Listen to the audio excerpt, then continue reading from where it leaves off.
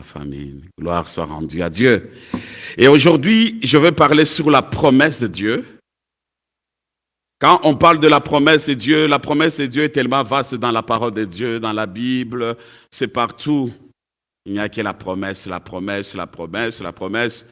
Mais ce que j'aime beaucoup dans la promesse de Dieu, c'est-à-dire lorsque nous développons cette idée de bénir, quand nous bénissons, quand nous donnons, c'est là où le Seigneur, il nous bénit également.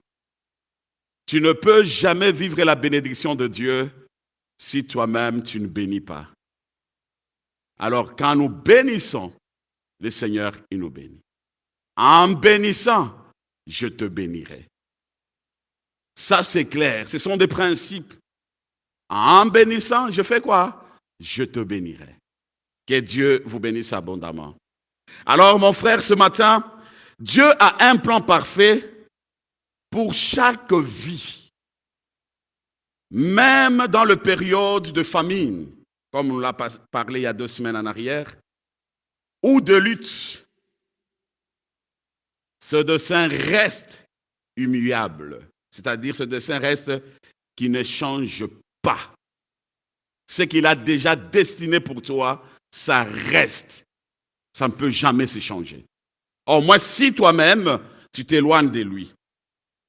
En se positionnant dans un bon endroit, c'est-à-dire chacun de nous doit veiller, connaître ma position et où.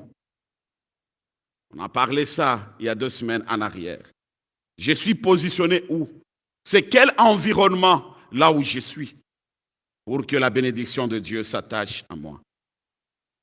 Alors dans cet environnement, là où nous nous retrouvons, je dois faire un effort de continuer toujours à semer la foi. La foi, c'est très important dans notre parcours et c'est là où nous témoignerons de la grandeur de Dieu. Et en travaillant également avec persévérance. Nous avons le travail, il faut bien travailler. Il faut faire bien ton travail. Tu as ton entreprise, fais-le également bien. Tu étudies, fais-le bien. Tu es dans le projet, fais-le bien. C'est en travaillant. Et pendant que tu travailles fort, tu persévères, c'est là où il y a des bonnes choses qui vont venir dans ta vie. Et chaque personne peut s'attendre à récolter une moisson abondante au moment opportun. Nous tous, nous sommes appelés à récolter. Personne ne peut s'échapper à cela. Dieu nous veut. Et Dieu, il veut. La vie peut sembler s'aimer d'embûches. Au moment où nous parlons, tu te retrouves dans une situation très difficile. Mais chaque difficulté est une opportunité d'aiguiser. Chaque difficulté. Un pas vers l'accomplissement selon le plan divin. C'est pourquoi mon frère, ma sœur, persévérons dans notre chemin que nous avons choisi et nous témoignerons de la grandeur du Seigneur. J'aime Jérémie chapitre 29, le verset 11. La parole de Dieu dit ceci: car je connais le projet que j'ai formé sur vous, dit l'Éternel. Projet de paix et non de malheur. C'est-à-dire, il y a un plan, il y a un projet que Dieu a destiné pour moi et pour vous. Et ce projet-là, ce n'est pas le projet de malheur, mais c'est le projet de quoi? De bonheur. Afin de vous donner un avenir et de l'espérance. Tout ça, c'est ta position qui va t'amener à vivre de bonnes choses que Dieu a déjà planifiées pour moi et pour toi. C'est pourquoi cette année, je crois à de bonnes choses.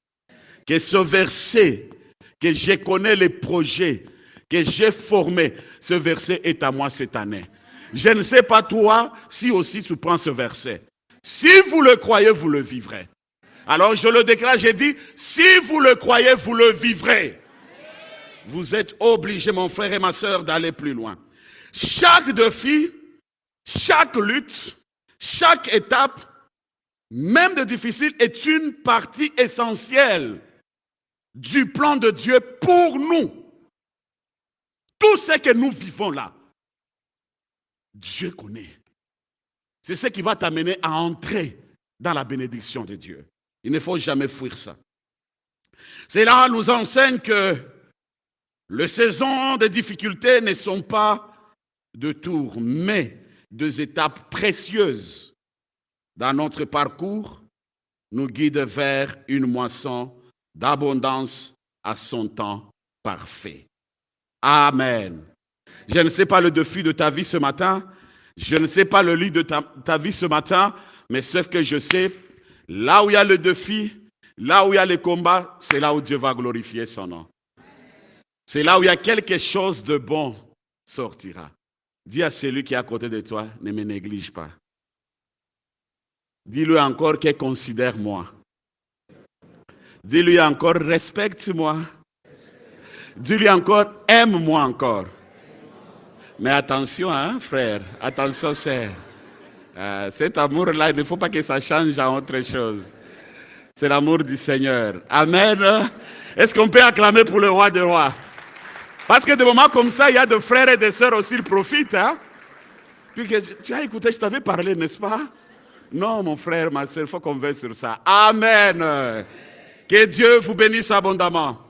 Bien-aimés, comme premier point que nous allons voir ce matin, Dieu le garant de nos promesses. Il est le garant de nos promesses. Lorsque Dieu fait une promesse, il la garde. Dieu ne fait jamais la promesse et il te laisse. Il garde la promesse. C'est-à-dire tout ce que Dieu t'a promis, il a gardé ça. Il ne peut jamais le laisser, ça l'accomplit. Il garde, mais sauf l'humanité, il vivrait le contraire. Les contraires de l'humanité, il ne garde pas ce que Dieu donne comme promesse. Il doute sur ce que Dieu donne comme promesse. Parfois, nous, en tant que des humains, nous sommes faillis dans notre engagement. Mais notre Dieu, il est infaillible. Il ne faillit jamais, ce Dieu. Il reste là. Ce qu'il dit, il veille. Mais nous, dans notre engagement de foi, nous passons à côté. Il n'est pas besoin de jurer pour valider ses paroles. Son serment et sa parole ne faillit jamais. La parole de Dieu reste la parole. Si Dieu t'a déjà parlé, attachez-vous à cette parole. Ne t'éloigne jamais à cette parole. C'est Dieu. Il reste fidèle à sa parole. Et tout ce qu'il dit, il le réalise toujours. Gloire soit rendue à notre Dieu. Nous allons lire Hébreux chapitre 6. Hébreux chapitre 6, s'il vous plaît, le verset 13 à 14. Hébreux chapitre 6, le verset 13 à 14, la parole de Dieu dit ceci. Lorsque Dieu fit la promesse à Abraham, ne pouvant jurer par un plus grand que lui, il jura par lui-même. Le verset 14. Et dit, certainement, je te bénirai et je multiplierai ta prospérité. Waouh! Il nous dit que Dieu jura par lui-même. Et cela nous montre l'immensité de sa volonté de nous rassurer sur l'accomplissement de sa promesse. Et il fait cela pour nous montrer que sa parole est inviolable. Personne ne peut violer la parole de Dieu. C'est pourquoi mon frère et ma sœur, ce que Dieu t'a promis, personne ne peut voler ça. Personne. Même si le monde du ténèbre se lève, ce que Dieu a déposé en vous, personne ne peut voler. Ce que tu dois savoir, c'est rester fidèle à ce Dieu. Il faut que nous gardons notre confiance absolue en lui. Lorsque nous gardons notre confiance absolue en lui, le Seigneur va réaliser de grandes choses. Il est le garant de tout. Il nous garantit en tout. C'est pourquoi j'aime Psaume 68, le verset 20. Dieu est pour nous le Dieu de la délivrance. Et il nous garantit à la mort. Il est le garant de tout. Il veille sur sa promesse. Tout ce que Dieu t'a promis, il veille cela. S'il t'a promis la délivrance, il le fera tel qu'il l'a déclaré. S'il t'a promis la guérison, il le fera. S'il t'a promis l'élévation, il le fera. Dieu, il ne ment jamais. Il veille sur sa parole. Il est le garant de ta vie. Tu es menacé par l'esprit des morts. Tu es menacé par la maladie. Tu es menacé par les inquiétudes. Sachez qu'il y a quelqu'un qui est le garant de ta vie, c'est Jésus. Il nous garantit dans tout. Et j'aime rester à côté de lui. C'est pourquoi, mon frère, tu veux aller plus loin, tu veux vivre. Il n'y a que Dieu qui est le garant de nos promesses. L'homme peut te donner la promesse, il peut changer demain. Mais quand lui, il donne, il ne change jamais. Il veille parce qu'il a un plan merveilleux pour toi. Il a promis à son peuple et son objectif, c'est voir son peuple être béni. Et la bénédiction, ça s'attache à lui et à lui seul. Alors, il est le garant de notre vie. Attachons-nous à la parole de Dieu. Accrochons-nous à la parole que Dieu nous a parlé. Vous savez, la promesse de Dieu, c'est la parole de Dieu. Lisez la parole de Dieu, méditez la parole de Dieu. Et cette parole prendra la forme dans votre vie. Et demain, tu témoigneras de la grandeur de notre Seigneur Jésus. Il est fidèle, notre Dieu. La confiance absolue en lui, c'est ce qui nous aidera d'aller plus loin. Tu veux témoigner de la grandeur de Dieu? Accroche-toi à la vérité qui est la parole et Dieu te bénira en abondance. Comme deuxième point, nous voyons, c'est la promesse divine. Dans la promesse divine, nous sommes appelés, bien-aimés, lorsque nous bénissons, vous serez aussi bénis. Tu bénis celui qui est à côté de toi, toi aussi tu bénis. Ce sont des principes. La bénédiction a plusieurs facettes. Tu peux bénir ton frère par le moyen financier. Tu peux bénir ton frère par d'autres portes que tu connais. Tu peux faciliter quelqu'un à lui donner un travail, peut-être tu connais. Il y a plusieurs façons que tu sois une bénédiction pour plusieurs. Lorsque tu bénis, c'est en ce moment-là Dieu te bénira. La promesse de Dieu ne peut jamais se réaliser dans ta vie si tu n'as pas l'habitude de bénir les autres. Il y a des personnes qui aiment toujours recevoir. Comme moi, qu'on me donne. Mais lui, pour donner, c'est tout un problème. Là, tu risques de passer à côté. En bénissant, je te bénirai. Et c'est là où Dieu multipliera ta bénédiction. La multiplication. Et cette multiplication, ça vient lorsque nous apprenons à donner. Et là, il te bénira, il t'amènera plus loin. Lorsque tu arroses, vous serez aussi arrosés. Mais lorsque tu n'arroses pas, c'est très difficile que tu sois arrosé. C'est-à-dire, moi aussi, j'ai besoin d'arroser pour que je sois aussi arrosé. Mais si je n'arrose pas, c'est très difficile. C'est pourquoi, mon frère, combien de personnes que nous bénissons? Combien de personnes que nous visitons? Ce verset ici de Hébreux 6, le verset 14, nous venons de le lire tout à l'heure, s'il vous plaît, verset 14, Hébreux 6. Et dit certainement, je te bénirai et je multiplierai ta prospérité. Tu veux vivre ces choses? Bénissez ceux qui sont à côté de toi. Votre quartier là où vous habitez. Tu peux bénir ton voisin le matin, tu te réveilles, tu enlèves la neige devant sa porte. Et il se réveille le matin, qui a fait ce travail? Oh là là! Il va chercher à connaître qui tu es. On peut le faire, bien-aimé, partout là où nous nous retrouvons. À l'université, tu peux aider ton frère qui a les difficultés dans des mathématiques et physique. Toi, tu as bien maîtrisé, mais tu dis non, je dois l'amener au bout. Mais dimanche, je t'ai adoré, je t'ai loué. Alors le Seigneur dit, comment je vais te bénir? Termine tes études, mais pour avoir le travail, tu vas sentir aussi. Lorsque nous sémons du bien, le Seigneur nous bénit. La sémence, à chaque fois que nous sémons, nous allons récolter ce que nous avons sémé. J'aime beaucoup ce verset 14. C'est une déclaration et c'est une promesse de bénédiction et de prospérité et non une simple possibilité. J'aime ce verset. Dieu veut que nous soyons convaincus que ce qu'il déclare, c'est le réalisera sans faille. Cette conviction dans nos cœurs. Des fois, nous passons dans des doutes. Mais ce matin, le Seigneur est en train de parler à ton cœur. La conviction que moi, je suis béni. J'ai la promesse de Dieu. Il aime la foi. C'est la foi qui provoque le miracle.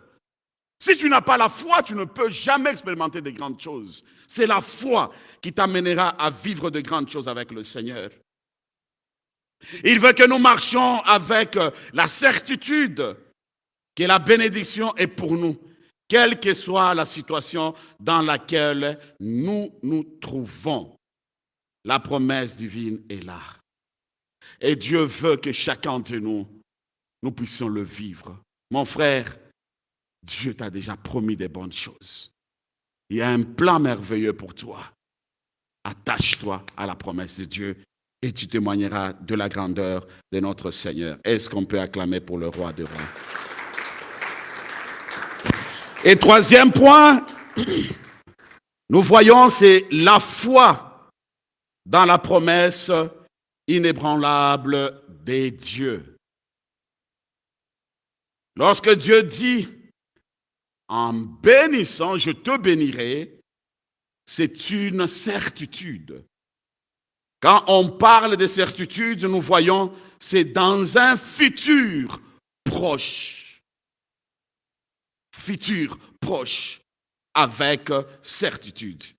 Vous savez, souvent les parents qui sont là, quand un enfant travaille bien à l'école, on donne toujours des promesses. Dès que tu me donnes 90, 80, je vais acheter pour toi la voiture. Je vais acheter pour toi ceci. Donc, papa, quand il parle, c'est avec certitude. Donc, je dois nécessairement faire cela pour mon fils. Parce qu'il m'a honoré. Je vois la façon qu'il travaille. Je vois la façon qu'il évolue. Et j'ai promis. Mais si tu es un père, tu appelles à ton enfant que je vais acheter les bonbons. Et puis tu n'achètes pas, l'enfant va commencer à douter. Est-ce que vraiment c'est papa ou bien ce n'est pas papa? Comment papa peut mentir? Donc dans sa tête, mon père m'a menti. Alors papa, il faut changer. Tu as promis à l'enfant quelque chose, fais tout pour réaliser ta promesse. Sinon l'enfant va t'appeler dans sa tête. Mais ton papa, mais dans son cœur, non, mon père, c'est un menteur. La promesse, quand on donne la promesse, on veille sur la promesse. On réalise. Je ne peux jamais promettre à quelque chose et puis moi-même je ne le fais pas, non. Je veille. Même avec mon épouse, je veille. Quand je promets, je dis, est-ce que j'ai réalisé? Parce que je peux prêcher ici, là-bas, dans son cœur et dire que non, c'est du mensonge. Parce que toi-même, tu ne réalises pas ce que tu promets. La promesse est très importante. Quand tu donnes, nous devons veiller. Dieu, il veille. S'il t'a promis que cette année, tu auras l'enfant, tu l'en auras. S'il t'a promis que cette année, tu auras votre élévation dans le travail, tu l'en auras. Moi, j'ai vu quelqu'un que Dieu l'a élevé comme ça financièrement, quitter de là, mais on le met là. Il n'y a que Dieu. On a parlé les thèmes ici. Mais la personne est venue, regarde maintenant. J'ai dit, ça, il n'y a que Dieu qui peut faire des choses comme ça. Il peut changer ta vie à tout moment. Mais veillons sur la promesse. Mais Dieu, il veille sur sa promesse. Dieu ne peut jamais donner la promesse et puis il ment. Alors mon frère et ma soeur, nous devons veiller sur ça à chaque fois quand nous parlons. Je vais acheter pour toi la voiture, achète la voiture pour l'enfant. Je vais acheter pour toi la veste, achète. Même si ça coûte 3 000 $, tu as déjà promis, achète. Pas comment sinon, regarde, j'ai beaucoup de factures. Hein? On va voir le mois prochain. Non, le mois prochain, l'enfant va, papa, c'est un menteur. Ma mère, c'est fini, ça devient compliqué. Mais notre Dieu, il veille sur sa parole. Alors, mon frère et ma sœur, Dieu, il est fidèle. Il veut accomplir sa promesse dans ta vie ce matin. Quel est le problème que tu as? Où tu te poses tant de questions. Ce qu'il te demande tout simplement ce matin, c'est avoir la foi en lui. C'est compter sur lui.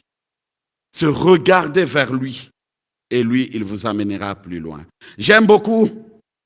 Il dit ceci, la bénédiction de Dieu n'est pas conditionnée par notre propre perfection, mais par sa grâce incommensurable.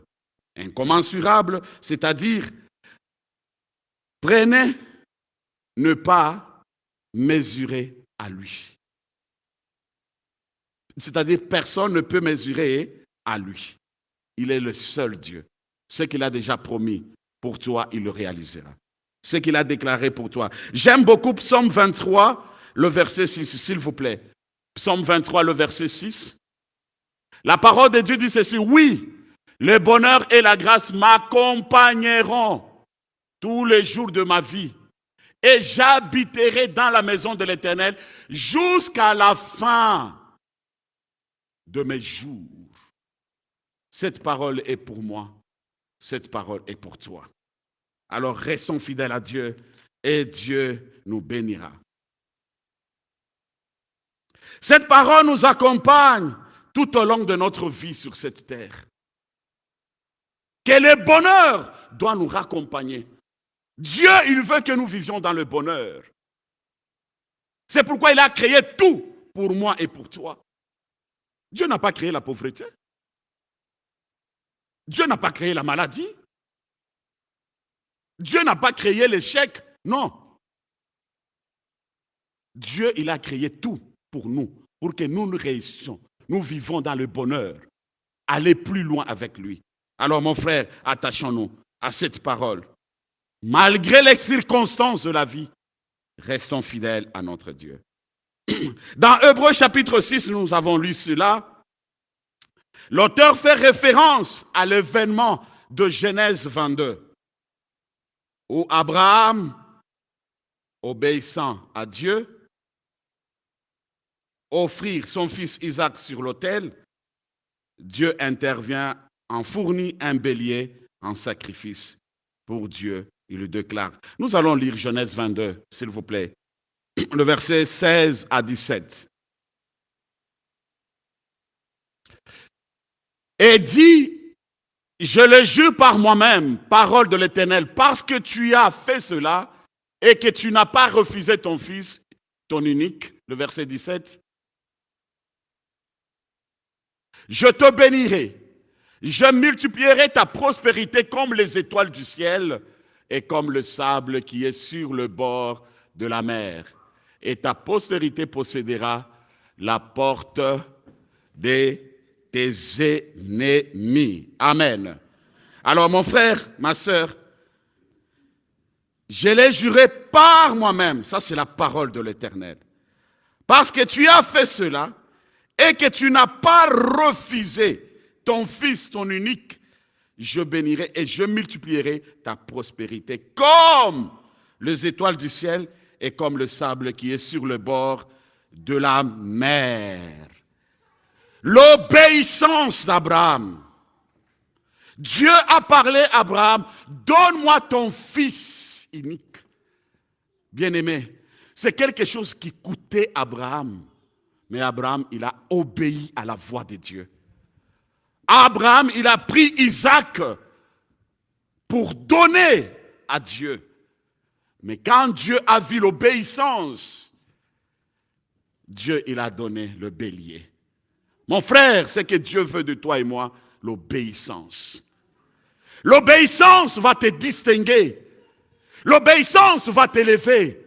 L'obéissance va multiplier la bénédiction tout autour de toi. Tu veux être béni, demeure obéissant. L'obéissance à la voix de Dieu. Qu'est-ce que Dieu te dit? Et qu'est-ce que Dieu se révélait à toi? Tu as une parole de la part de Dieu. Est-ce que cette parole tu le mets en pratique? Est-ce que tu veilles sur cette parole? Abraham, il a écouté. Dieu a multiplié la bénédiction dans la vie d'Abraham. Dieu a multiplié de grâce dans la vie d'Abraham jusqu'à la descendance. Et nous tous, nous sommes en train de vivre cette bénédiction. Qui est notre père? Abraham. Alors mon frère et ma sœur, tu veux aller plus loin? L'obéissance. L'obéissance va t'amener plus loin. L'obéissance va te distinguer. La fidélité de Dieu, la fidélité d'Abraham, Dieu a récompensé au centuple Abraham parce qu'il a obéi à sa voix. Est-ce que nous obéissons à Dieu pour que la bénédiction de Dieu s'attache à notre vie? Est-ce que si Dieu te demande ce qui t'écoute, tu peux le faire maintenant? Il peut te parler dans ton cœur. Moi, j'étais le vendredi, il m'a parlé de quelque chose, j'ai dit, Seigneur, je dois le faire. Tellement la parole m'avait touché, j'ai dit, Seigneur, je le fais. Est-ce que si le Seigneur te demande ce qui t'écoute, des fois nous donnons des promesses. Seigneur, quand j'aurai le travail, Seigneur, quand mon salaire va s'augmenter, mais tu manges tous les jours, n'est-ce pas? Tu achètes les Tommy, Carvan Clair, beaucoup de choses, hein? Mais pour Dieu, quand je serai béni, quand j'aurai, mais Dieu t'a dit, aujourd'hui là, donne-moi ce qui t'écoute. Mais tu fais des calculs. Comment je peux donner à Dieu? Moi-même, je n'en ai pas. Mais l'obéissance d'Abraham, la bénédiction s'est attachée à cet homme. Votre obéissance, c'est ce qui attirera la bénédiction sur votre vie. Dis à celui qui est à côté de toi, obéis à Dieu. Parle-lui avec assurance, obéis à Dieu. L'obéissance paye. Tu veux aller plus loin? Obéis. L'obéissance, il dit, crains-moi, crains-lui. Marche dans la sanctification, marche dans la sanctification. Il ne faut pas suivre les autres. Parce que l'autre, il fait ceci, moi aussi. Toi, tu vas les suivre, c'est le même jour que tu attrapes le sida. Et les yeux deviennent rouges. Le même jour, toi tu as suivi l'autre. Le même jour, non, il prend telle boisson. Moi aussi, je le prends. Le même jour, ça se complique. Je te retrouve dans les soins intensifs. La désobéissance à la voix de... Mais quand on est obéissant, on écoute ce que Dieu dit. Je traverse les moments difficiles. Je reste fidèle à mon Dieu. Que les gens m'abandonnent. Je reste fidèle à Dieu. Et cette fidélité va te payer. Vous savez, on l'a demandé quelque chose qui est très dur, très difficile. Aujourd'hui, si je pose la question, beaucoup de gens vont me parler des taux d'inflation. Taux d'inflation. Les économistes, vous êtes là. Non, vraiment, vous voyez avec ce qui se passe présentement, comment je vais donner à Dieu? Je ne peux pas lui donner, parce que la vie est devenue très compliquée. Alors je dois tout d'abord les choses s'assis calmement. Il y a l'évolution dans le monde. Lorsque les choses seront stables, c'est là où je vais donner. La dîme, non, je vais manger tout d'abord la dîme du Seigneur, parce qu'il y a les taux d'inflation.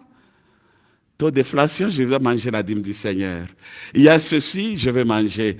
Mon frère, tu es en train de t'étouffer toi-même. Dieu ne connaît pas le problème d'économie.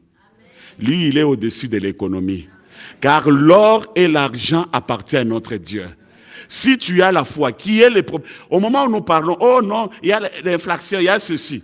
Il y a des gens qui s'enrichissent tous les jours ici. Ils deviennent des millionnaires et des millionnaires, des milliardaires, des milliardaires. Mais nous, les fidèles, les chrétiens du Seigneur, non, l'inflation. Où est notre foi? Tu dois dire, pendant ce temps qui est difficile, moi je réussirai. Si tu le déclares, tu le vivras. Bien-aimé, c'est le temps, on te paye. Tu fais la provision. Tu as 50% pour votre hypothèque. Tu payes tout ce qu'il faut. Tu restes avec 50%. 10%, je dois apprendre deuxième langue. 10% c'est pour mon voyage, 10% c'est pour ceci, et puis tu restes encore d'autres argent.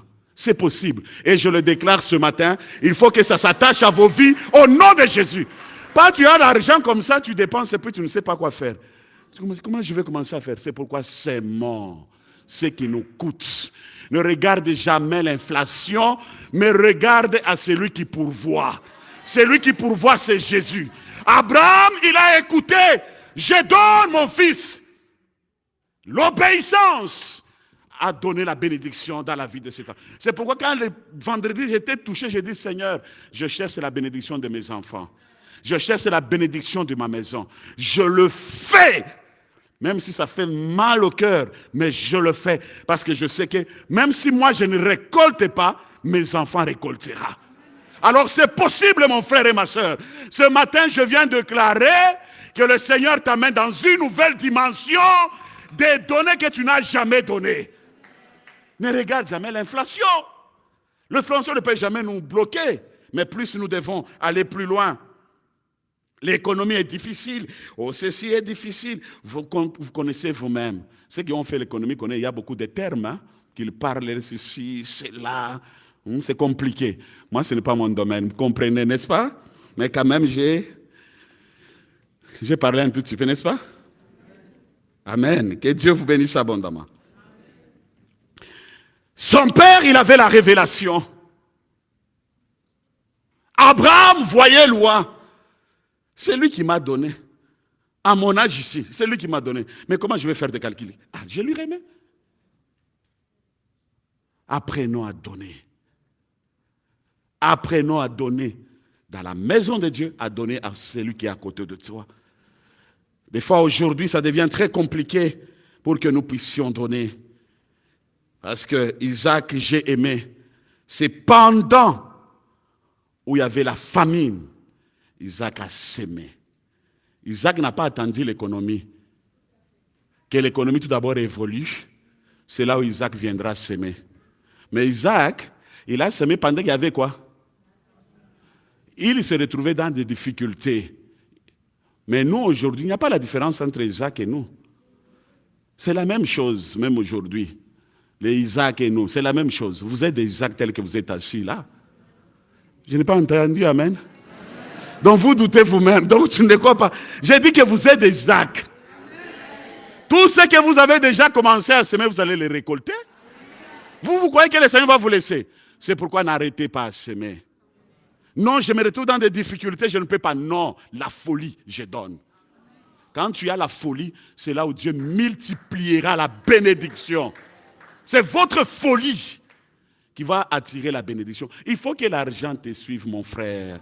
Il ne faut pas que toi, tu commences à courir derrière l'argent. Non! Quittons ces dimensions-là. Regardons différemment. Nous, on est des humains. Deux fois, nous avons beaucoup de... Toutes ces connaissances qu'on a eues humaines là, avec nos diplômes, ça nous bloque, nous les intellectuels. Ça nous bloque. Mais les gens qui ont la folie, ils avancent. Vous allez voir quelqu'un très intelligent, il est capable de réaliser, mais avec sa veste, donc il est en train de rêver avec sa veste. Non frère, travaille, sois sérieux dans tout ce que tu fais. Même si tu es assis par terre, fais-le. Moi des fois ça m'étonne, tu vas rencontrer quelqu'un, il te dit que je suis ceci, je suis responsable de ceci. Mais je regarde la façon qu'il s'habille. Il dit, ah Seigneur, ça m'enseigne, hein? Est-ce que c'est le cas pour nous? Dès que Dieu te donne tout simplement 20 000 $. J'ai dit 20 000. Juste 20 000 $, ça entre dans votre compte. Pam, pam, ça reste là-dedans. Tous ces gens qui sont tout autour de toi.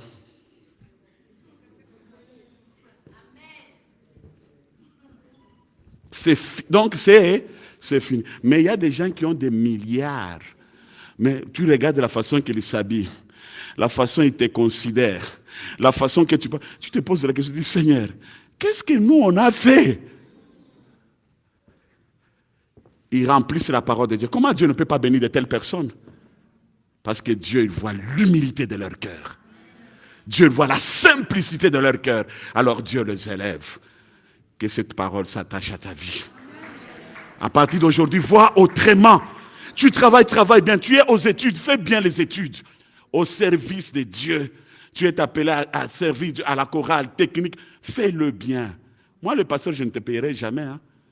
Toi, tu crois que tu fais le service pour les pasteurs. Tu ne fais pas pour moi. Moi, je fais ma tâche pour mon éternité à moi. Même mes enfants, j'ai dit, vous ne croyez pas que non, vous serez sauvés avec mon nom. Non. Le salut est individuel. Donc, chaque enfant doit accepter Jésus-Christ personnellement et travailler pour son salut. Ce n'est pas dit que non, parce que moi je suis pasteur, vous tous, vous êtes déjà garantis. Non, il n'y a pas la garde. Donc, vous devrez chercher le Seigneur. C'est pourquoi ils doivent s'engager pour travailler pour Jésus. Alors, mon frère et ma soeur, il a sémé pendant la famine. C'était les moments durs. C'était les moments d'humiliation. C'était le moment où on l'a critiqué, on a fait n'importe quoi. Mais il a sémé avec de larmes. Plus tard, il a récolté. Mon frère, sur le temps, sème dans le service de Dieu. Engage-toi dans le département. Engage-toi à gagner les âmes. Il y a de perdus. Engage-toi, mon frère, quelque part pour servir ton Dieu. Et Dieu te bénira. N'attendez pas que les jours où j'aurai ma voiture, c'est là où je vais commencer l'évangélisation. Les jours où j'aurai un bon travail, c'est là où je vais m'engager. Les jours vont passer, tu vas venir, toutes les portes sont fermées. Parce que toi, tu attendais à ton tour. Peut-être les jours que tu commences à venir, tu as mal à la tête. Dieu dit non, non, non. Toi, tu m'avais mis en repos. Moi aussi, je te donne un peu mal de tête. Tu restes un peu à la maison. Alors, mon frère, ma soeur, Dieu nous appelle à s'aimer pendant la famine comme Isaac. Et Dieu ne manquera pas à nous bénir. Dis à celui qui est à côté de toi, ne brise pas le cycle. Est-ce que tu peux lui parler? Ne brise pas le cycle. Est-ce que tu peux lui parler encore avec assurance? Ne brise pas le cycle. Est-ce que tu peux monter encore? Ne brise pas le cycle. Est-ce que tu peux monter encore? Ne brise pas le cycle. Est-ce que tu peux acclamer très fort? Ne brise pas le cycle. Reste dans le cycle. Continue à œuvrer dans le cycle. Tout ce que Dieu te demande, fais-le. Ne quitte pas le cycle de Dieu. Lorsque vous brisez le cycle de Dieu, tu te désorientes dans la bénédiction de Dieu. Lorsque tu gardes le cycle de l'Éternel, le Seigneur te bénit. C'est pourquoi, mon frère, ne brise pas ça. Veille sur ça. Et tu iras très loin. Et tu témoigneras de la grandeur et de la fidélité de notre Seigneur Jésus-Christ. Amen.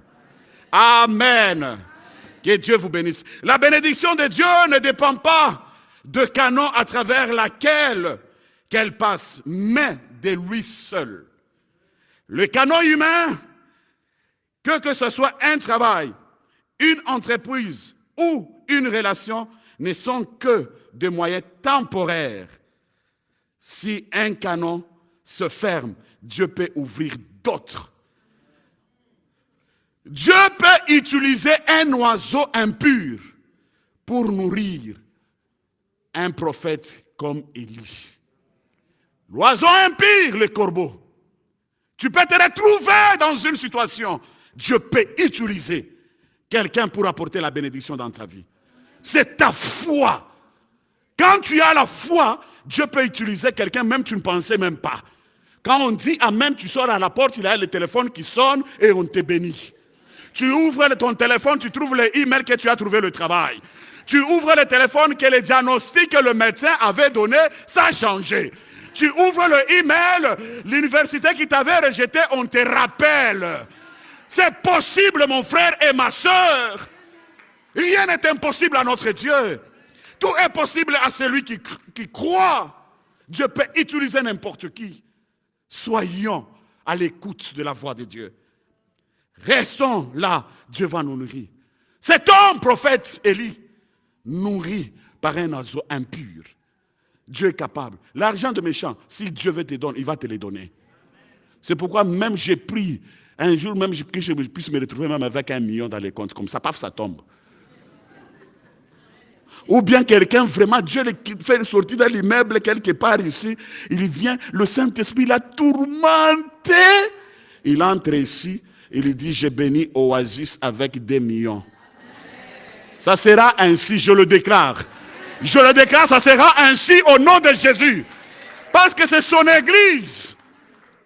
Dieu est capable de le faire. J'avais entendu un témoignage un jour, c'est toujours ici au Canada, où les gens étaient en prière, ils priaient. Il y a un monsieur qui est entré. Il cherchait l'argent pour acheter leur bâtiment. Alors le monsieur, après le culte, il vient. Le bâtiment, ça coûte combien? Oh, le bâtiment, c'est 1 million. Je vous donne le 1 million. Ils ont acheté le bâtiment. C'est possible. C'est la même manière, si Dieu peut visiter son Église, il peut le faire également pour toi. C'est pourquoi il ne faut jamais limiter. Continue à s'aimer pour Dieu. Fais-le avec un bon cœur, avec amour. Ouvre-toi, libère-toi. Et c'est là où tu récolteras. Nous nous bloquons beaucoup et nous n'arrivons pas à aller plus loin parce qu'il n'y a pas la folie dans la dimension des données. Il n'y a pas la folie dans la dimension d'aider les autres. Plus nous attendons. Non, pendant le moment qui est difficile, c'est là où je vais mettre mon Dieu à l'épreuve. Pendant que je traverse les moments difficiles, c'est là où je vais voir comment Dieu va intervenir dans ma vie. Que Dieu soit béni. Que le Seigneur vous bénisse. Je dis que le Seigneur vous bénisse. Toutes les portes qui étaient fermées au-devant de toi, Dieu a la capacité d'ouvrir d'autres portes. Si les hommes n'arrivent pas à le faire, mais lui, il le fera. Je déclare ce matin que les portes qui étaient fermées au-devant de toi s'ouvrent au nom de Jésus. Si tu as les dossiers à l'immigration, que ces portes s'ouvrent au nom de Jésus. Dans tous les domaines de ta vie, que les portes s'ouvrent. Trouve grâce et faveur devant même tes chefs au travail. Que tu montes en promotion. Que tu montes. Je demande la promotion dans votre travail. Que Dieu ouvre les portes du travail si tu n'en es pas, au nom de Jésus-Christ. Alors mon frère, c'est mieux de s'attacher à la source qui est inépuisable. La source qui est inépuisable, c'est Jésus. Il y a une bénédiction illimitée en Jésus-Christ. Jésus ne donne jamais la bénédiction avec des limites. Sa bénédiction, ça va au-delà. Si tu aspires à aller plus loin, qu'il élargit l'espace de votre tente, il le fera selon les désirs le plus profonds de son cœur. Il n'y a pas de limite avec lui. Mais ce qu'il te demande, moi et toi, c'est la confiance totale en lui. Mettons notre confiance en lui. Jésus-Christ n'a pas changé. Il est le même hier, aujourd'hui et éternellement. Ce qu'il a fait hier, il le fera également. Le fait que Dieu a dit à Abraham qu'il sera béni, multiplié dans toute ses voies, indépendamment, dans les circonstances, montre que la bénédiction ne se limite pas à la prospérité matérielle, mais ça englobe aussi la paix intérieure. Quand on parle de la bénédiction, les gens ils croient que matériel, l'argent, oh ceci, non. Il y a aussi la bénédiction, la paix intérieure. Cette paix intérieure, c'est une grande bénédiction. La bénédiction, ça commence par le spirituel. Si tu n'as pas la paix intérieure, c'est très difficile d'évoluer, d'aller plus loin. Mais la paix intérieure, ça vient dans la présence de Dieu. La paix intérieure, ça vient lorsque nous nous confions en lui. C'est pourquoi la parole de Dieu dit que vos cœurs ne se troublent point. Mettez votre foi en lui. Approchez-vous de moi et je vous donnerai la paix. La paix, c'est en Jésus-Christ. La paix intérieure de ton cœur. Pendant les combats que tu as, il n'y a que lui. La bénédiction de Dieu, c'est la santé. Prospère à tous égards comme prospère l'état de ton âme. Nous avons droit à la santé. Si tu n'es pas en bonne santé, tu ne peux pas te réveiller le matin, aller au travail. Si tu n'es pas en bonne santé, tu ne peux pas faire les affaires. Si tu n'es pas en bonne santé, tu ne peux pas prospérer. Mais la santé, ça vient par la bénédiction de Dieu. Lorsque tu es béni, tu seras toujours en bonne santé. Et je proclame que tu es béni et je te condamne à la bonne santé. S'il y a la maladie dans ton corps, que la maladie libère au nom de Jésus. Que le Seigneur te donne la santé de fer. Et cette santé, tu le vivras. La santé qui est spirituelle et la santé qui est physique. Spirituellement, je médite la parole. Spirituellement, je prie et je gêne. Physiquement, il m'éloigne de toutes sortes de maladies. Lorsque les autres tombent malades, mais moi je ne tombe pas. Pendant qu'il y avait la pandémie de Covid, je me rappelle, on a commencé l'église, après une semaine, c'est arrivé, on a pleuré, on a dit, Seigneur, la plaie doit sécher. À Oasis, personne n'attrapera cette maladie. Dieu nous avait fait grâce. On a passé ces moments, toutes ces personnes, Dieu nous avait protégés. À cause de la fidélité. La santé, c'est la bénédiction. Ne voyez pas tout simplement l'argent. Ne voyez pas tout simplement le matériel, la maison, tout ça. Non! Véritable bénédiction, c'est la paix intérieure, la santé, la famille que Dieu t'a donnée. Aujourd'hui, peut-être tu peux dire que non, ma famille est loin. Maintenant, tu as une grande famille. Tu n'as rien. Regarde celui qui est à côté, tu es ma famille. Parle-lui avec un son, tu es ma famille. Est-ce que tu peux acclamer pour le roi? Parce que Dieu t'a donné la famille. Est-ce que tu peux pousser le cri de joie? Tu as la famille. C'est une bénédiction qui dépasse la famille biologique. La famille en Jésus-Christ, ça dépasse la famille biologique. Parce que les gens qui sont en Jésus peuvent faire des choses qui dépassent même ta famille. C'est pour dire, mon frère et ma soeur, tu n'es pas seul. La famille, il y a aussi des relations. Il faut bien soigner des relations. Il y a des personnes qui ne savent pas soigner des relations. Dès qu'il est en contact avec quelqu'un, la personne sort, c'est des critiques. Il y a des personnes qui ont des venins de serpent. Serpent. Parler toujours derrière les gens. Ça va t'attraper un jour. Ça va t'attraper. Arrête. Arrête. Soigne tes relations. Veille sur tes relations. Prends soin de tes relations. Tu dois considérer tout le monde. Il ne faut jamais que tu te crois que toi tu es sage que les autres. Non. Non. On n'est pas sage que les autres. Moi je ne suis pas meilleur que vous. Si je me tiens devant, c'est la grâce de Dieu. Je ne suis pas intelligent que vous. Si je me tiens devant, c'est la grâce de Dieu. Alors mon frère, nous devons considérer tout le monde. Veillons sur notre relation. Parce que tu ne sais pas la personne qui est à côté de toi. Il peut être une bénédiction pour toi demain. Aujourd'hui, tu les négliges. Aujourd'hui, tu les critiques. Aujourd'hui, tu les pointes sur le doigt. Mais sachez que demain, il peut être une bénédiction pour toi. Dis à celui qui est à côté, soigne bien ta relation. Parle-lui que soigne bien ta relation. Cette relation, c'est la bénédiction. Tu veux être béni. Ta relation est comment? Dans le département que tu travailles, ta relation est comment? En dehors de ton département, ta relation est comment? Qu'est-ce que les gens disent de ta famille? Qu'est-ce que les gens disent dans le quartier là où tu habites? Qu'est-ce que les gens disent dans le travail là où tu es? Tu es le semeur de troubles et tu attraperas ce que tu sèmes. Mais tu sèmes l'abondance, tu récolteras l'abondance. Tu sèmes la paix, tu récolteras la paix. Tu sèmes la joie, tu récolteras la joie. Ces choses, personne ne peut s'éloigner à la parole qui est la vérité. La parole de Dieu, c'est la vérité.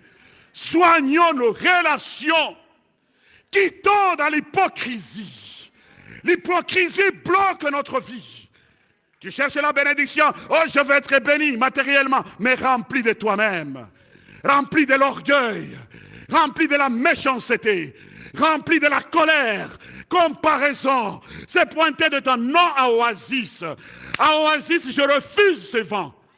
Et je le chasse loin de cette église. Ici, c'est la relation pure et sainte pour la gloire de notre Seigneur Jésus-Christ. Soigne tes relations. Tu ne peux pas connaître à celui qui est à côté de toi. Nous cherchons la bénédiction. Seigneur, bénis-moi. Seigneur, bénis-moi. Mais celui qui est à côté, tu ne le salues jamais. Ta relation avec ta famille est comment? Ta relation avec ton chef au travail est comment? Ta relation avec tes enfants sont comment? Ta famille divisée, partout divisée. Oh Seigneur, bénis. Seigneur, tu vas chanter comme ça, l'année va terminer, tu ne récolteras rien. Soigne ta relation. Soigne ta relation avec Dieu, soigne ta relation avec celui qui est à côté de toi, soigne tes relations avec tes voisins, soigne tes relations dans ton travail. C'est là où les gens vont commencer à te suivre. Dis-moi, qui es-tu? Est-ce qu'on t'a déjà posé la question dans ton travail, qui es-tu? Si on ne t'a jamais posé la question, tu vois, il faut vraiment te remettre en toi-même. Est-ce que réellement je suis un enfant de Dieu? Comment les gens ne voient pas la lumière sur ma vie? Comment les gens ne voient pas cette lumière afin qu'ils puissent suivre mon Dieu? C'est-à-dire, il y a quelque chose qui est encore caché.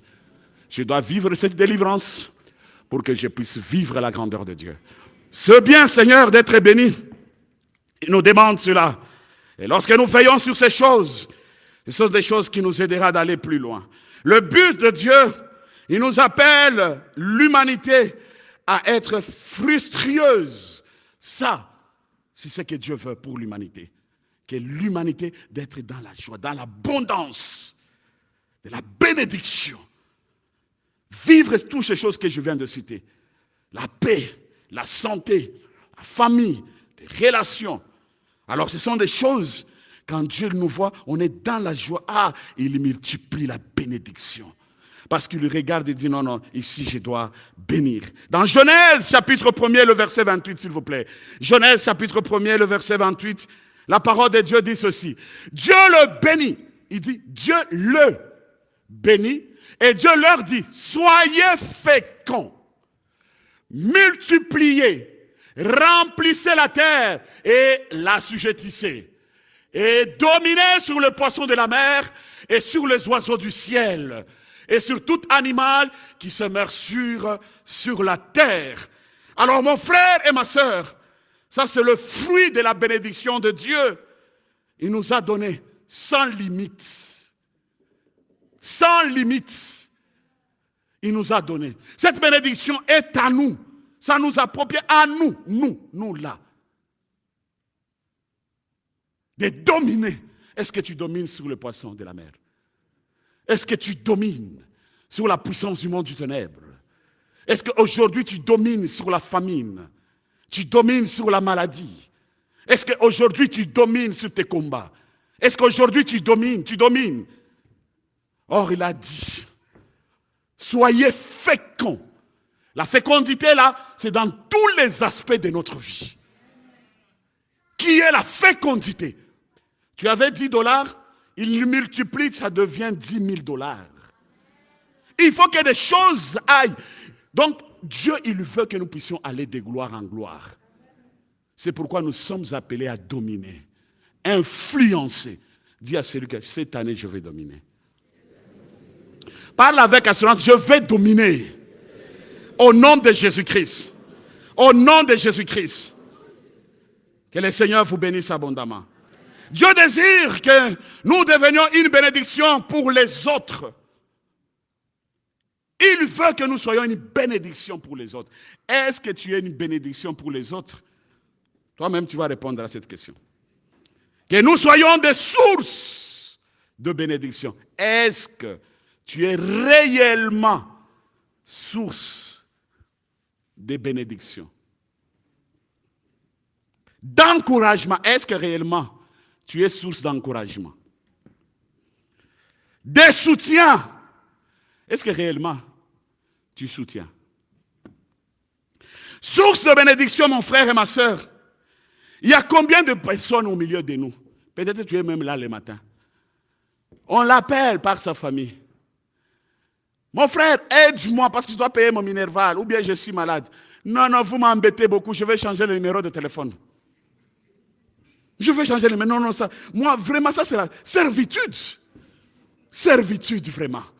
Comment tout le temps, moi, je vais donner à ma famille? Comment tout le temps, je vais aider tout le monde? Ah, quelle ignorance. Or, quand il vient vers toi parce que tu es source de la bénédiction. Mais tu ne connais pas que tu es source de la bénédiction, c'est pourquoi ils viennent.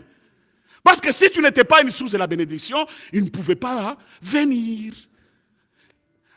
Pendant que tu donnes, tu multiplies à donner, Dieu aussi, il multiplie la bénédiction sur ta vie. Nous devons saisir ces choses. Que je suis une source de bénédiction pour ma famille. Je suis une source de bénédiction pour mes amis.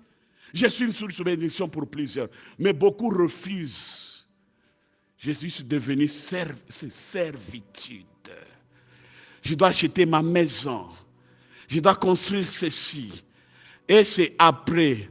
Oh, Dieu regarde.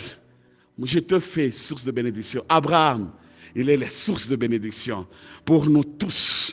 Aujourd'hui, nous sommes en train de vivre cette bénédiction.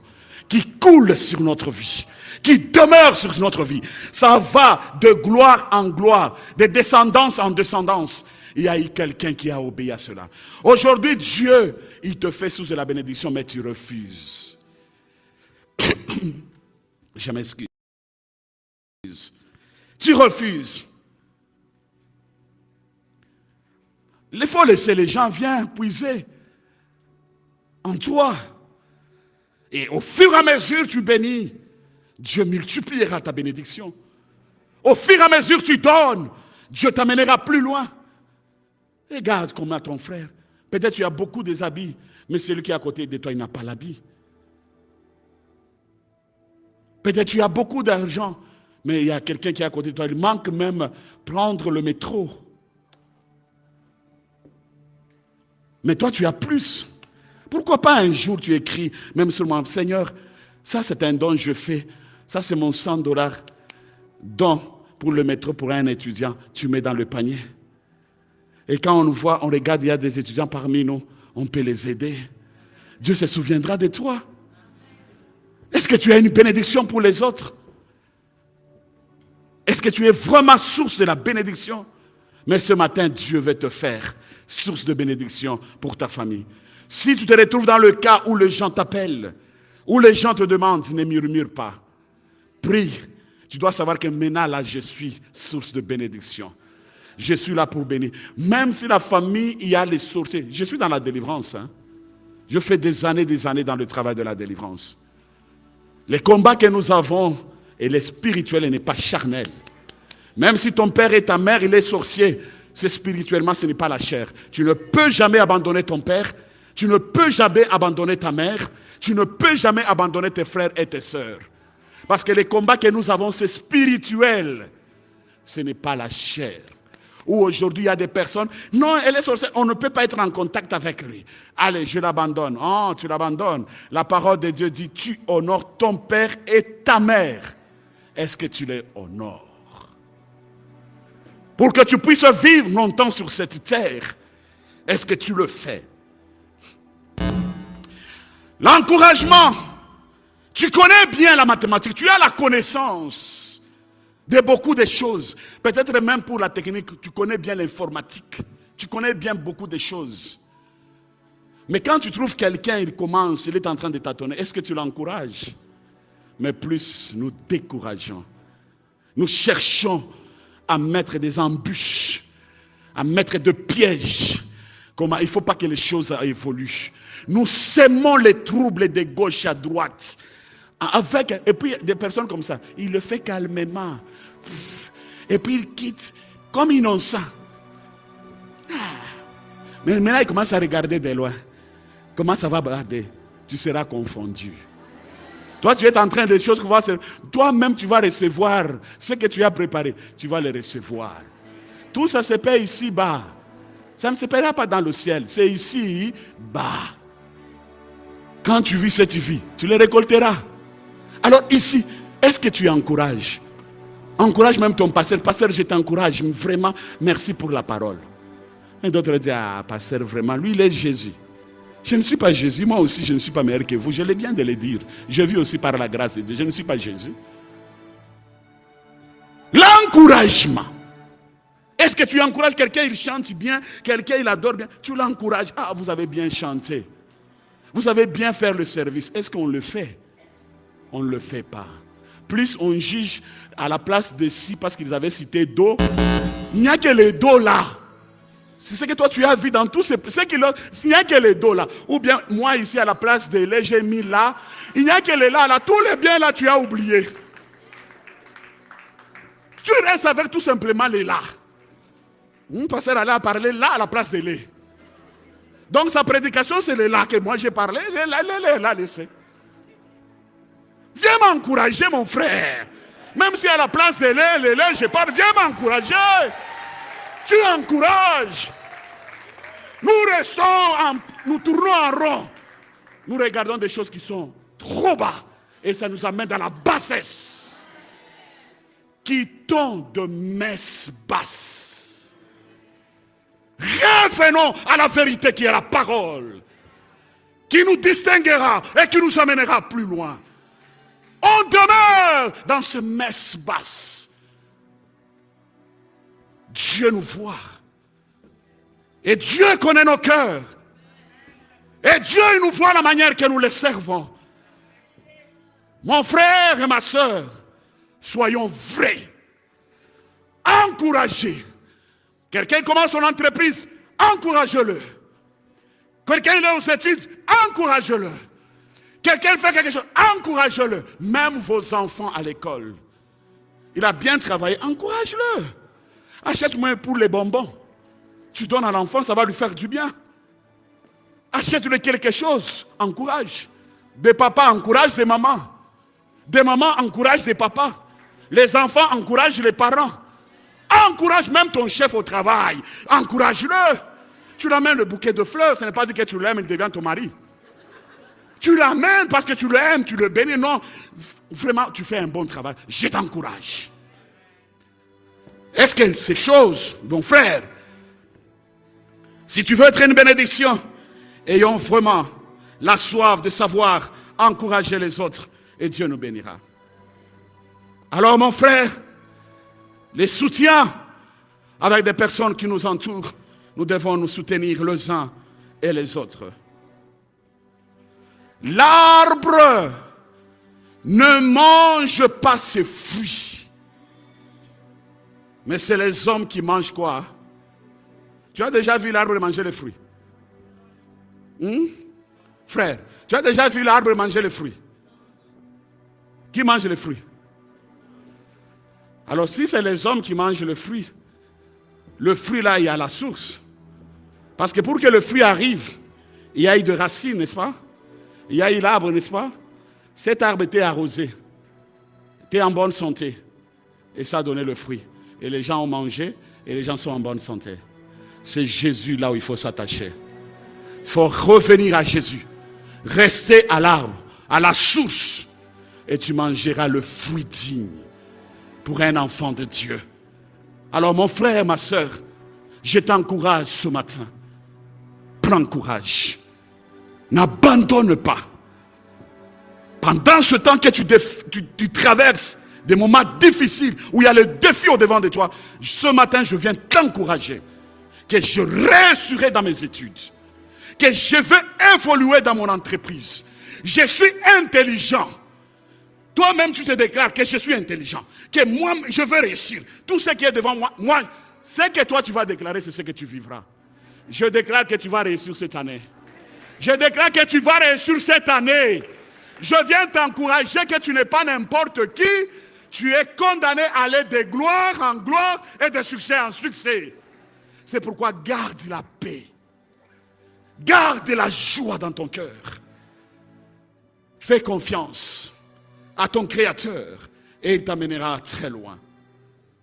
Abraham, c'est un modèle parfait de ce qu'il a fait pour la bénédiction que nous avons vue.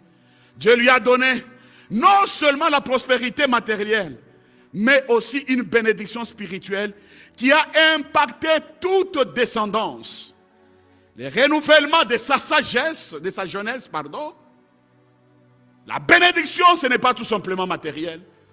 Dieu, il nous bénit, il nous rajeunit. Tu as 30 ans, mais on te voit comme si tu as 15 ans. Et les gens se posent la question, mais jamais vieilli, qu'est-ce qui se passe? Il te rajeunit. La jeunesse, il te remet trop jeune.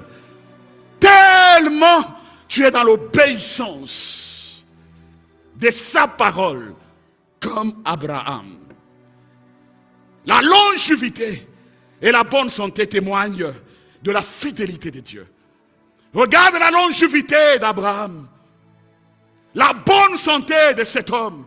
Malgré l'âge, Dieu lui a accordé une longue vie. La longévité, c'est dans le Seigneur. Tu veux aller plus loin? Reste fidèle comme Abraham, fidèle à Dieu dans l'obéissance. J'aime, dans Genèse 25, 8, Abraham expira et mourut. Après une heureuse vieillesse, âgé et rassasié des jours. Il y a de vieillesses qui ne sont pas heureuses. Mais Abraham, il a eu cette vieillesse heureuse. Il y a des vieillesses qui ne sont pas heureuses si tu n'es pas obéissant à Dieu. Si tu es loin de Dieu, ta vieillesse, tu vas souffrir. Il y a des personnes, si vous allez peut-être de gauche à droite, vous connaissez bien, dans des maisons peut-être de nos aînés, vous allez trouver, il y a d'autres, il y a ce qu'on appelle errance. Éparpillés dans des idées. Souffrir dans leur vieillesse. Mon frère, si tu sèmes bien, tu vas vieillir bien. Si tu sèmes bien, tu vas récolter bien. Abraham bénit parce qu'il avait sémé. Il ne faut pas que ta vieillesse commence à tourmenter les gens. Qu'il meure, il nous dérange. Qu'il meure même aujourd'hui. Tellement il nous dérange. Parce que tu as sémé le mal. Tu as planté le mal. Est-ce que c'est une question? Ta vieillesse sera heureuse? C'est une question que nous devons nous poser nous tous. Est-ce que ta vieillesse sera heureuse? Abraham, il a eu cette vieillesse heureuse à cause de l'obéissance à la parole de Dieu. Cette obéissance l'a donné la bonne santé, l'a restauré. Est-ce que, mon frère, ta vieillesse sera comment? C'est une question que nous devons nous poser. Un jour, je serai vieille. Je serai comment? Est-ce qu'on va parler comme on a parlé d'Abraham pour ma vieille jeunesse? Ah, éloignez-nous à tout ce qui est les œuvres de la chair, qui nous égarent de la grâce et de la faveur et de la bénédiction de Dieu. C'est bien de se réjouir, d'avoir toutes ces choses de ce monde, mais ta vieillesse sera comment? Parce que tout ça commence aujourd'hui, parce que toi tu sèmes. Tu sèmes la vérité, ta vieillesse sera heureuse. Tu sèmes le mal, tu vivras le mal dans votre vieillesse. Alors mon frère, ma soeur, Dieu t'aime. Il a un plan merveilleux pour toi. Nous devons nous retourner vers lui. Cette phrase nous montre que la bénédiction de Dieu ne se limite pas à la prospérité terrestre, mais ça se manifeste dans tous les aspects de la vie. De nous, les chrétiens, en Christ, nous sommes les héritiers spirituels de bénédiction d'Abraham et que Dieu a fait pour lui et il fera pour nous aussi. Quand tu marches selon lui, tu vas posséder cette vieillesse heureuse. Quand tu marches à l'obéissance, tu vas entrer pleinement dans cette bénédiction. Mais quand tu t'éloignes de lui, c'est très difficile. Pendant que tu seras malade, est-ce que tu seras en paix? Pendant que tu seras malade, est-ce que tu seras en joie? C'est une question, mon frère. Pose-toi. C'est bien d'avoir tout de ce monde. C'est bien d'avoir tout le matériel de ce monde. Est-ce que, à ma vieillesse, je serai comme Abraham? Est-ce qu'à ma vieillesse, moi là, je veux vivre cette vieillesse heureuse ou je vais souffrir? Ça, c'est une question que chacun de nous doit se poser, mon frère et ma soeur. Eu le temps de se poser cette question. Dieu bénit Isaac avec une prospérité inouïe. Inouïe, ça veut tout simplement dire, on ne peut pas imaginer. Il a béni au-delà. C'est ce que Dieu veut te bénir. Isaac s'aimant dans ce pays et il accueille cette année le centuple. Car l'Éternel le bénit. Car l'Éternel fait quoi? Le bénit. Dis à celui qui est à côté de toi, car l'Éternel le bénit. C'est-à-dire la bénédiction, ça vient de l'Éternel. C'est l'Éternel qui bénit. Si ta vie est bénie, c'est fini pour toi, mon frère et ma soeur. Nous devons chercher cette bénédiction. Alors, et cet homme écoutez, cet homme devient riche. Et la parole de Dieu continue à dire, et il allait de s'enrichissant. Riche, et il s'enrichissant. De plus en plus, jusqu'à ce qu'il devint fort riche. Il y a 3 choses. Riche, enrichissement pendant qu'il progresse. Et la 3, il devient fort riche. Car l'Éternel le bénit. Je proclame oasis. Et riche, il va s'enrichir de plus en plus et il deviendra fort riche. Quand je parle de oasis, je parle, c'est toi. Tu es riche, tu vas encore s'enrichir. Au nom de, au nom de, tu vas encore t'enrichir. Dieu m'excuse. Tu vas encore t'enrichir et devenir encore fort riche.